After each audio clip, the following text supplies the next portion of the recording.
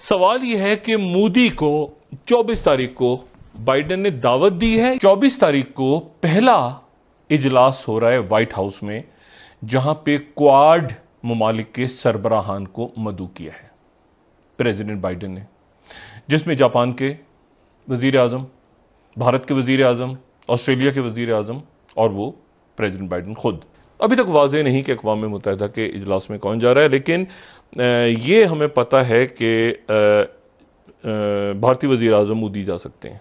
पहला in person यानी कि बिल मुशाफा सरबरा इजलास समिट होने जा रहा है क्वाड्रिलैटरल सिक्योरिटी डायलॉग का। मसला यह है कि ये जो क्वाड है ये चाइना के खिलाफ है। 23 तारीख को यानी कि 24 से एक रोज पहले नरेंद्र मोदी और अमेरिकी सदर जो बाइडेन के दरमियान दो तरफा मुलाकात भी होगी और उसके बाद ये चार ममालिक मिलकर बैठेंगे। विश्व के बड़े देश हालांकि साफ साफ बोलने से कतरा रहे हैं, पर अंदर ही अंदर इस बात का उन्हें एहसास है कि आने वाले समय में तालिबानियों के आतंकवाद से ज्यादा खतरा उन्हें चीन से होने जा रहा है। चीन के पीछे आज वे सभी देश खड़े दिखते हैं जिन पर अमेरिका सहित अन्य यूरोपियन देशों ने किसी न किसी प्रकार से प्रतिबंध लगाया है, क्योंकि वे अमेरिका और यूरोपियन देशों के हितों के खिलाफ काम कर रहे थे।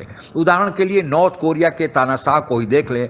अमेरिका और यूरोपियन देशों ने न्यूक्लियर आर्म्स चोरी छुपे डेवलप करने तथा अपनी जनता को ही प्रताड़ित करने के लिए नॉर्थ कोरिया के तानाशाह पर प्रतिबंध लगाया गया, तो वह नॉर्थ कोरिया का तानाशाह जाकर चीन के पीछे छुप गया। उसी तरह ईरान का ही उदाहरण देखें। ईरान पर भी चोरी छुपे न्यूक्लियर आर्म डेवलप करने के कारण जब अमेरिका सहित यूरोपियन देशों ने प्रतिबंध लगाया, तो फिर चीन ईरान के साथ $500 बिलियन का 25 सालों का एक करार कर लिया। उसी तरह पाकिस्तान का ही उदाहरण देख लें। पाकिस्तान आतंकवाद फैलाने के कारण जब FATF ने उसे पकड़ा और प्रतिबंध लगाया, तो फिर चीन पाकिस्तान के मदद के लिए भी खड़ा हो गया। अब तालिबानियों की बारी है।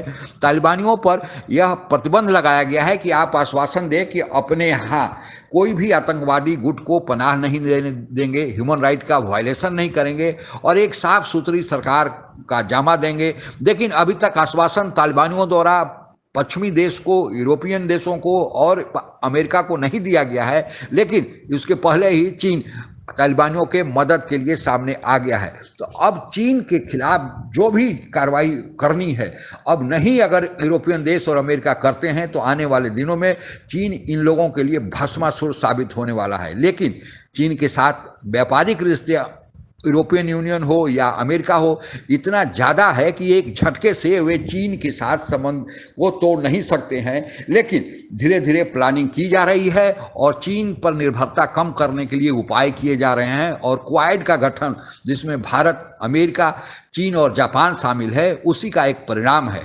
यहाँ तक कि भारत ही एक ऐसा देश है कि जो खुलेआम चीन का विरोध कर रहा है और भारत ने जो एक मसौदा दिया है क्वाड के देशों को, उस मसौदे को स्वीकार कर लिया गया है और उसी पर आगे की चर्चा और कार्रवाई करने के लिए अभी 2 दिन बाद ही एक बैठक अमेरिका ने बुलाया है, जिसमें भारत के प्रधानमंत्री मोदी भी शिरकत करने वालों में से एक हैं।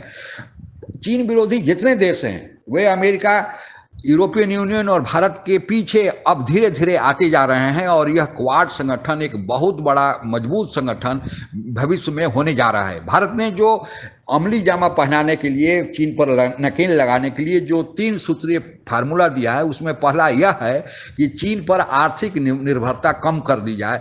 और चीन पर अगर आर्थिक निर्भरता कम कर दी जाए तो भारत उस के लिए तैयार खड़ा दिखता है, क्योंकि जो बाकी देश हैं वे समझते हैं कि चीन की कमी को भारत आर्थिक तौर पर सप्लाई चेन मैनेजमेंट के रूप में पूरा कर सकता है। दूसरा, चीन विरोधी जितनी ताकतें हैं उनको एक साथ इकट्ठा किया जाए और उन्हें शक्ति संपन्न किया जाए। और तीसरा, चीन जो व्यापार करता है दूसरे देशों से, उस व्यापार के रास्ते पे अड़चन लगाया जाए। चीन 2 रास्तों से व्यापार करता है। 65% व्यापार वह साउथ चाइना सी में करता है, इसलिए क्वाड जो है वह साउथ चाइना सी में ज़्यादा सक्रिय है और कई प्रकार की एक्सरसाइज भी वहाँ पर की गई। हाल में ही मालाबार एक्सरसाइज किया गया, जिसमें यह तय किया गया कि अगर चीन को यहाँ से रोकना हुआ तो फिर चीन के खतरे को किस तरह निपटा जाएगा। उसी तरह चीन 65% के अलावे जो शेष 35% व्यापार है अपना आयात निर्यात वह सड़क मार्ग से करता है और चीन इसके लिए वन बेल्ट वन रोड कार्यक्रम एक तैयार कर रखा है।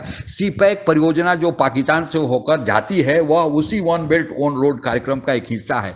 तो सीपैक को धीमा करने रोकने की प्रक्रिया और वन बेल्ट वन रोड कार्यक्रम जो अन्य देशों में चीन सड़क मार्ग से व्यापार करना चाहता है उसके लिए भी यूरोपियन देश अमेरिका और भारत ने मिलकर एक BTW नामक एक परियोजना तैयार किया है जो उसके बराबर ही सड़क मार्ग का डेवलपमेंट करेगा कि जो देश चीन के साथ उस रोड से जो चीन ने डेवलप किया है उससे होकर व्यापार करना चाहते हैं वे उसके अलावे इससे व्यापार करेंगे और इसके बदले उनको इंसेंटिव देने की भी एक योजना तैयार की गई है। तो इस प्रकार चीन को चारों ओर से घेरने के लिए आर्थिक रूप से और सामरिक रूप से घेरने के लिए जो तैयारी की गई है उसी की बैठक में जब मोदी को बुलाया गया है तो चीन को किरकिरी और मिर्ची और पाकिस्तान को डर तो होना जरूरी ही था। आज के लिए बस इतना ही। आप अगर हमसे जुड़ा रहना चाहते हैं तो कृपया मेरे चैनल को सब्सक्राइब करें तथा बेल आइकन भी दबा दें ताकि नई वीडियो की जानकारी तुरंत आप तक पहुंच जाए। धन्यवाद। जय